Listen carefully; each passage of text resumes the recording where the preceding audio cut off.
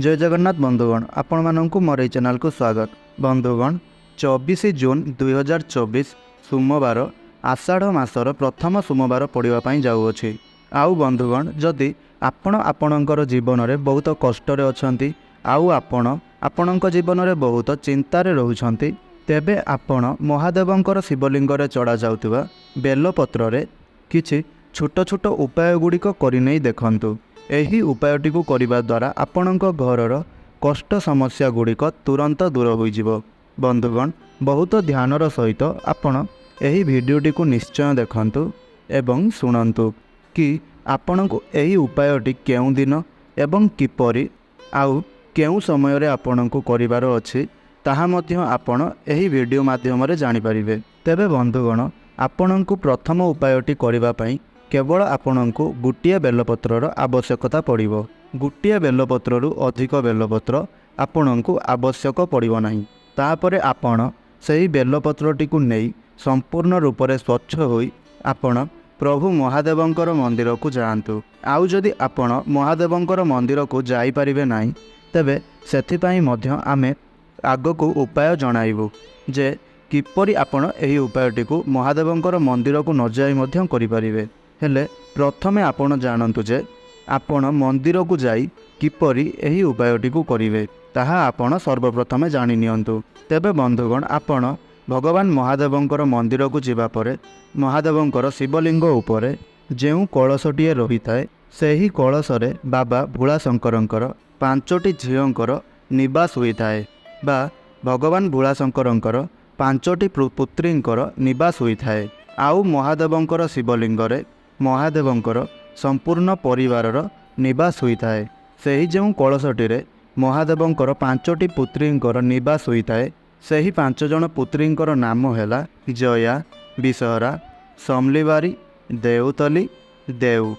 एही 5 जण पुत्रींकर निवास स्थल एही कलशटी होई थाए। तेबे बंधुगण आपणको महादेवंकर मंदिर को जाई कौन करिवार हेबना आपण महादेवंकर मंदिर को जीवा समय रे आपण आपणकर साथी रे जेउ बेलपत्रटीए नैथिबे सेही बेलपत्रटी को आपण शिवलिंग सम्मुख रे छिड़ा होई सेही बेलपत्रटी को आपण आपणकर हाथ रे धरी आपण निज मन मध्य रे आपणकर जहाँ भी किछि कष्ट समस्या दुख रही अछि ताहाकू आपण निजर मन मध्य रे कुहंतु। ताहा परे आपण आपणक साथी रे नैथिबा सेही गोटिए बेलपत्र को महादेवंकर सही कलश उपरे 5 थर आपण छुआई नियंतु। ताहापरे आपण सही बेलपत्रटी को जेतेबेले 5 थर छुआइबे सही 5 थर छुआइबा समय रे आपण महादेवंकर 5टी पुत्रींकर नाम निश्चय नियंतु। आपण महादेवंकर 5टी पुत्रींकर नाम एहीपरि नेबे। आपण प्रथमे थरे सही कलश रे बेलपत्रटी को छुआइबे एवं महादेवंकर गोटिए पुत्रींकर नाम कहिबे। तापरे आउ थरे आपण बेलपत्रटी को सही कलश रे छुआइबे एवं महादेवंकर द्वितीय पुत्रींकर नाम कहिबे।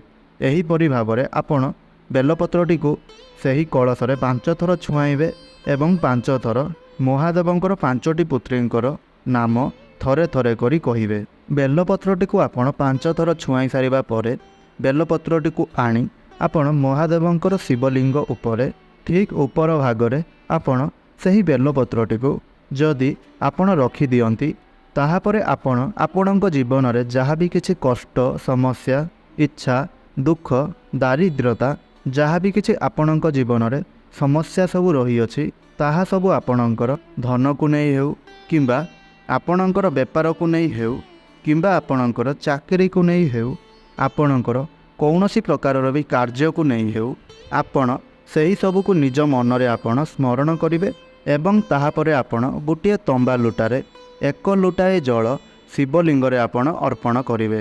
आउ जेतेबेले आपण जल अर्पण करुथुबे सही समय रे आपण ओम नमः शिवाय एही मंत्रटीर जप निश्चय करिवे। तेबे बंधुगण आपण जदि एतिकी कार्य करी सही जल को आपण महादेवंकर शिवलिंग रे समर्पण करि देउछंती तेबे बंधुगण आपणक जीवन रे थिबा समस्त दुख कष्ट निश्चय भाव दूर होइजिवो। वर्तमान बंधुगण आपण जानतु जे जदि आपण एही उपायटी को आपणकर घरे करूअछंती तेबे आपण एही उपायटी को आपणकर घरे किपरि करिवे।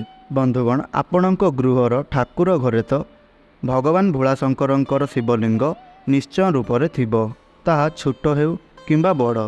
ତେବେ ଆପଣ ଯଦି ଘରେ ଏହି ଉପାୟଟିକୁ କରିବେ, ଠିକ୍ ସେହିପରି ଆପଣ ଗୋଟିଏ ବେଲପତ୍ରକୁ ଆପଣ ଆଣିବେ, ଆଉ ସେହି ବେଲପତ୍ରଟିକୁ ଠିକ୍ ପୂର୍ବ ଭଳି ଆପଣ ଭଗବାନ ଭୋଳାଶଙ୍କରଙ୍କର ଶିବଲିଙ୍ଗ ଉପରେ 5 ଥର ଛୁଆଇବେ ଏବଂ ଭଗବାନ ଭୋଳାଶଙ୍କରଙ୍କର 5ଟି ପୁତ୍ରୀଙ୍କର ନାମ ଥରେ ଥରେ କରି କହିବେ, ଯେପରି ଆପଣ ମନ୍ଦିରରେ କଳସରେ କରିବେ। ଠିକ୍ ସେହିପରି ଆପଣ ଭଗବାନ ଭୋଳାଶଙ୍କରଙ୍କର ଶିବଲିଙ୍ଗ ଉପରେ ଏହି ଉପାୟଟିକୁ ଘରେ କରିବା ସମୟରେ ସମାନ ପ୍ରକ୍ରିୟାରେ ଏହି ଉପାୟଟିକୁ ଆପଣ ନିଜର ଗୃହରେ କରିବେ। ଆଉ ମଧ୍ୟ ଠିକ୍ ସେହିପରି ଓମ୍ ନମଃ ଶିବାୟ ଏହି ମନ୍ତ୍ରଟିର ଜପ ନିଶ୍ଚୟ କରିବେ। ଆଉ ଶେଷରେ ଆପଣଙ୍କ ମନରେ ଯାହା ବି କିଛି ମନସ୍କାମନା, ଯାହା ବି କିଛି ଇଚ୍ଛା ଆପଣଙ୍କର ରହିଛି, ତାହା ସବୁ ଆପଣ ଭୋଳାନାଥଙ୍କୁ ଜଣାଇବେ। ଏହାପରେ ବନ୍ଧୁଗଣ, ଆପଣ ନିଶ୍ଚୟ ରୂପରେ ଦେଖିବେ ଯେ ଆପଣଙ୍କର ସମସ୍ତ ପ୍ରକାରର ଦୁଃଖ କଷ୍ଟ ସମସ୍ୟା ନିଶ୍ଚୟ ଭାବରେ ଆପଣଙ୍କ ଜୀବନରୁ ଦୂର ହୋଇଯିବ। ବନ୍ଧୁଗଣ, ଏହା ତ ଥିଲା ପ୍ରଥମ ଉପାୟ। ବର୍ତ୍ତମାନ ଆପଣ ଜାଣନ୍ତୁ ଦ୍ୱିତୀୟ ଉପାୟ ସମ୍ପର୍କରେ। ଆଉ ଆପଣ ଏହି ଦ୍ୱିତୀୟ ଉପାୟଟିକୁ କରିବା ପୂର୍ବରୁ, ଜାଣିବା ପୂର୍ବରୁ ଆପଣ ଆପଣଙ୍କ ପାଇଁ ନୁହଁ ବରଂ ନିଜର ଘରର ପରିବାରର ସଦସ୍ୟମାନଙ୍କର ସୁଖ କାମନା ପାଇଁ ଭିଡ଼ିଓଟିକୁ ସମ୍ପୂର୍ଣ୍ଣ ଦେଖନ୍ତୁ ଏବଂ ଗୋଟିଏ ଛୋଟ ଲାଇକ୍ ନିଶ୍ଚୟ କରିଦିଅନ୍ତୁ। ଆଉ ଆମର ଏହି ଭିଡ଼ିଓରେ ତଳେ ଆସୁଥିବା କମେଣ୍ଟ ବକ୍ସରେ ଓମ୍ ନମଃ ଶିବାୟ ଆପଣ ନିଶ୍ଚୟ ଲେଖନ୍ତୁ। ତେବେ ବନ୍ଧୁଗଣ, ଏହି ଦ୍ୱିତୀୟ ଉପାୟଟିକୁ କରିବା ପାଇଁ ଆପଣଙ୍କୁ କୌଣସି ବି ସ୍ଥାନକୁ ଯିବାର ଆବଶ୍ୟକତା ନାହିଁ। ଆପଣ ଏହି ଉପାୟଟିକୁ ନିଜର ଗୃହରେ, ନିଜର ଘରେ ମଧ୍ୟ ଆପଣ କରିପାରିବେ। ବନ୍ଧୁଗଣ, ବହୁତ ଧ୍ୟାନର ସହକାରେ ଆପଣ ଏହି ଉପାୟଟିକୁ ଶୁଣନ୍ତୁ। ଆଉ ବନ୍ଧୁଗଣ, ଆପଣଙ୍କୁ ଏହି ଉପାୟଟି କରିବା ପାଇଁ ଏକ ମାଟି ଦୀପର ଆବଶ୍ୟକତା ପଡ଼ିବ। ବନ୍ଧୁଗଣ, ଆଜିର ଦୁନିଆରେ ଏପରି କୌଣସି ଘର ନାହିଁ ଯେଉଁ ଘରେ ଧନକୁ ନେଇ କୌଣସି ପ୍ରକାରର ଅସୁବିଧା ଦେଖାଦେଉନଥିବ। ସଦାବେଳେ ସମସ୍ତ ପରିବାରରେ, ସମସ୍ତ ଲୋକମାନଙ୍କ ପାଖରେ ସେମାନେ ଟଙ୍କା ପଇସାକୁ ନେଇ ଚିନ୍ତିତ ରୁହନ୍ତି। ଏହି ସମସ୍ୟା ଗୁଡ଼ିକୁ ଆପଣ ଦୂରୀଭୂତ କରିବା ପାଇଁ ଆପଣ ପ୍ରଥମେ ଗୋଟିଏ ଦୀପ ନିଅନ୍ତୁ। ତାହା ମାଟିର ଦୀପ ହୋଇଥିବା ଆବଶ୍ୟକ। ଆଉ ଦୀପକୁ ନେବା ପରେ ଆପଣଙ୍କୁ ଅଳ୍ପ କିଛି ଅକ୍ଷତ ନେବାର ଅଛି।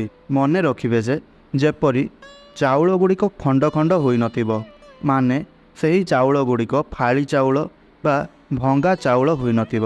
ତେବେ ବନ୍ଧୁଗଣ, ଆପଣ କ'ଣ କରିବେ ନା, ଏହି ଯେଉଁ ମାଟିର ଦୀପ ଆପଣ ନେଇଛନ୍ତି, ସେହି ଦୀପରେ ଆପଣ କ'ଣ କରିବେ ନା ଘିଅ ଭର୍ତ୍ତି କରିବେ। ଆଉ ଯେହେତୁ ଆପଣ ଏହି ଉପାୟଟିକୁ ଆପଣଙ୍କର ଧନ ସମ୍ପତ୍ତି ବୃଦ୍ଧି କରିବା ପାଇଁ ଏହି ଉପାୟଟିକୁ କରୁଛନ୍ତି, ତେବେ ଆପଣଙ୍କୁ ଏକ ଲମ୍ବା ବଳିତା ଏହି ଦୀପରେ ଆପଣଙ୍କୁ ଦେବାର ଅଛି।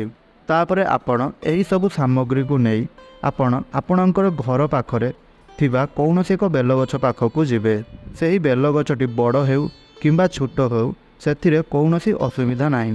ଆଉ ସେହି ବେଲଗଛ ପାଖରେ ହିଁ ଆପଣ ଏହି ଉପାୟଟିକୁ କରିପାରିବେ। ତେବେ ବନ୍ଧୁଗଣ, ଆପଣଙ୍କୁ ଏହି ଉପାୟଟି କରିବା ପାଇଁ ପ୍ରଥମେ ଆପଣ ଯେଉଁ ଚାଉଳ ନେଇଥିବେ ତାକୁ ମାଟି ମା'ଙ୍କ ଉପରେ ସେହି ବେଲଗଛ ମୂଳରେ ପକାଇବେ ଏବଂ ଚାଉଳ ଗୁଡ଼ିକୁ ପକାଇ ସାରିବା ପରେ ସେହି ଚାଉଳ ଉପରେ ଆପଣ ଦୀପଟିକୁ ରଖିବେ। ତାପରେ ଆପଣ ଯେଉଁ ସାଥିରେ ଲମ୍ବା ବଳିତାଟିଏ ନେଇଥିବେ ସେହି ଦୀପରେ ଲଗାଇବେ। ଦୀପରେ ବଳିତା ଲଗାଇ ସାରିବା ପରେ ଯଦି ସେହି ଦୀପଟିକୁ ଆପଣ ମାତା ପାର୍ବତୀଙ୍କ ନାମରେ ଲଗାଇଦେବେ, ତେବେ ବନ୍ଧୁଗଣ, ଆପଣ ଏହି କଥାଟିର ବିଶ୍ୱାସ ରଖନ୍ତୁ ଯେ କେବେ ବି ଆପଣଙ୍କର ଘରେ ଧନ ସମ୍ପତ୍ତିକୁ ନେଇ କୌଣସି ପ୍ରକାରର ବି କମି ଦେଖାଦେବ ନାହିଁ। ଆଉ ଯଦି କୌଣସି ବି କାରଣବଶତଃ ଆପଣଙ୍କ ଗୃହରେ କରଜ ଭଳି ସମସ୍ୟାକୁ ନେଇ କେତେଗୁଡ଼ିଏ ଅସୁବିଧା ଦେଖାଦେଉଥିଲା, ତେବେ ବନ୍ଧୁଗଣ, ଆପଣଙ୍କର ଗୃହରେ ସେହିଭଳି ସବୁ ସମସ୍ୟା ନିଶ୍ଚୟ ରୂପରେ ଦୂର ହୋଇଯିବ। ଏହି ଉପାୟଟିକୁ ବନ୍ଧୁଗଣ, ସୋମବାର ଦିନ ସନ୍ଧ୍ୟାରେ ଯଦି ଆପଣଙ୍କ ଜୀବନରେ କିଛି ଏହିଭଳି ସମସ୍ୟା ରହିଥାଏ, ତେବେ ଆପଣ ନିଶ୍ଚୟ କରିକି ଦେଖନ୍ତୁ। ଆଉ ଏହି ଉପାୟଟିକୁ କରିସାରିବା ପରେ ଆପଣଙ୍କୁ ଫଳ ପ୍ରାପ୍ତି ହେଉଛି କି ନାହିଁ ତାହା ମଧ୍ୟ ଆପଣ ପରବର୍ତ୍ତୀ ସମୟରେ ଆମର ଏହି ଭିଡ଼ିଓକୁ ଆସି ତଳେ ଥିବା କମେଣ୍ଟ ବକ୍ସରେ କମେଣ୍ଟ କରି ଆପଣ ନିଶ୍ଚୟ ଜଣାଇପାରିବେ। ସେଥିପାଇଁ ଆପଣ ଭିଡ଼ିଓଟିକୁ ସେଭ୍ କରି ରଖନ୍ତୁ। ତେବେ ବନ୍ଧୁଗଣ, ଆଶା କରୁଛି ଆପଣ ଏହି ଦୁଇଟି ଉପାୟକୁ ଠିକ୍ ଭାବରେ ବୁଝିପାରିଥିବେ। ଆଉ ଆପଣଙ୍କ ଜୀବନରେ ଯଦି ଏହିଭଳି କିଛି ସବୁ ସମସ୍ୟା ରହିଅଛି, ତେବେ ଆପଣ ଏହି ଉପାୟ ଗୁଡ଼ିକୁ ନିଶ୍ଚୟ ଆପଣେଇବେ।